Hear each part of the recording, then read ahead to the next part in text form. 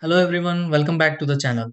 If your Fios extender is showing a solid yellow light, it usually means the extender is powered on but is having trouble establishing the ideal connection with the main network. As a result, you may notice weaker Wi-Fi coverage, slower speeds, or devices struggling to stay connected. The good part is that a solid yellow light does not always indicate a serious problem.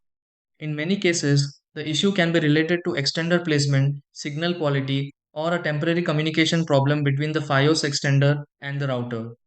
In this video, I'll walk you through several simple troubleshooting steps that may help clear the yellow light and improve your connection. Try these. Step 1.